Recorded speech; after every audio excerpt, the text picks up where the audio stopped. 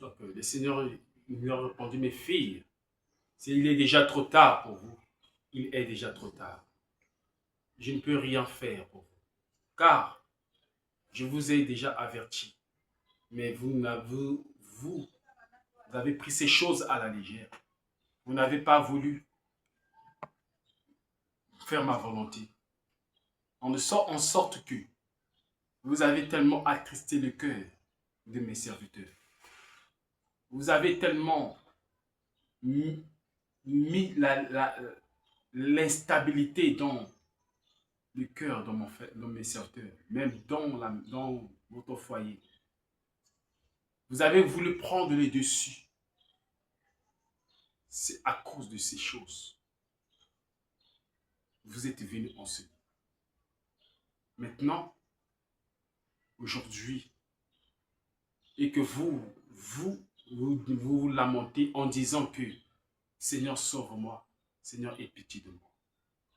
Et ce qui est encore pire, parce que quoi?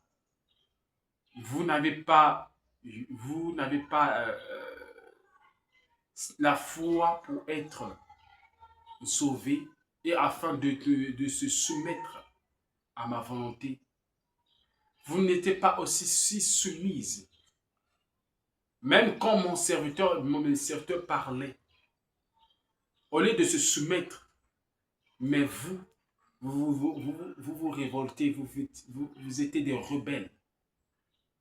C'est là où Jésus s'est tourné vers moi et dit, ce que mon serviteur décide de faire, obéissez et soumettez-vous.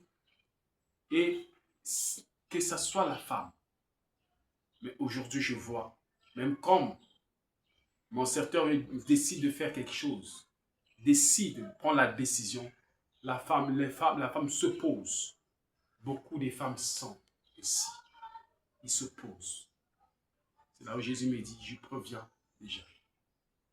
Je vous préviens déjà. Regarde toutes ces femmes qui sont ici.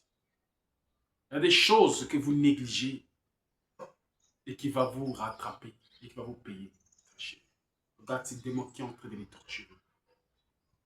Et c'est Jésus il s'est retiré d'eux et on est parti de ce lieu. Et Jésus me rappelle encore, me dit, tu diras à mon serviteur que la femme est censée de se soumettre à l'homme, à mon serviteur. C'est là que Jésus m'a dit une chose, il dit, la femme n'est-elle pas une servante devant son époux? J'ai dit bien sûr que si, peut-être. Jésus me dit, ne dis pas peut-être, c'est bien sûr. Sarah n'a-t-il pas appelé Abraham, mon Seigneur? Pourquoi l'avait-il appelé mon Seigneur? Parce qu'il connaissait l'autorité de son épouse et il savait qui était Abraham, qui était son épouse. Il n'a jamais oublié qui était réellement son épouse parce que son époux était mon serviteur. Il parlait avec moi. Et c'est ainsi avec mon serviteur. Beaucoup de femmes et même l'épouse de mon serviteur, doivent toujours se soumettre. Et ils oublient les choses que mon serviteur parle avec moi. Ils reçoivent mes instructions. Même dans la maison, soyez toujours enfant de votre Père. Tu es la fille. Tu es sa fille. Même si tu es sa femme, tu es sa femme, tu es aussi sa fille. Vous devriez le mettre dans votre esprit et dans votre cœur. Mais lorsque tu commences à te montrer, dire que non, parce que c'est mon mari, j'ai le droit de faire ceci, j'ai le droit. Ah, quand je te le dis, regarde, tu as vu ces choses, tu as vu ces personnes qui sont ici. Alors, faites. Je vous révèle ces choses. Je te révèle ces choses afin que tout le monde soit prêt, afin que ce jour-là, que personne dise, Seigneur, moi je ne savais pas ces choses. Vous le savez déjà. Tu es au courant, tu as vu à cause. Et informe mon serviteur. Afin que les autres couples chrétiens, afin qu'ils sachent comment maintenant gérer le foyer. C'est ce que je tenais à te montrer. Le foyer est sacré. Le mariage est sacré pour les chrétiens, surtout pour mes serviteurs.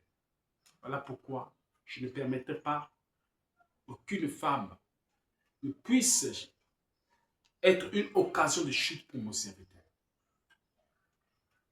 Et c'est là où Jésus me dit, va et dis à mon serviteur ce que tu as vu et ce que tu as entendu.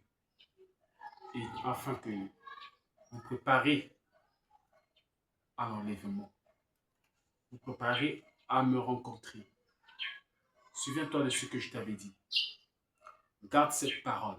Prépare-toi à la rencontre de ton Dieu. Prépare-toi. C'est ce que le Seigneur m'a dit. Et il m'a révélé. C'était tout ce que le Seigneur m'a révélé. Je n'ai rien ajouté et je n'ai rien retranché. Que le Seigneur Jésus-Christ nous bénisse tous et qu'il nous accorde sa grâce afin que nous puissions accomplir sa volonté. Merci. Merci beaucoup.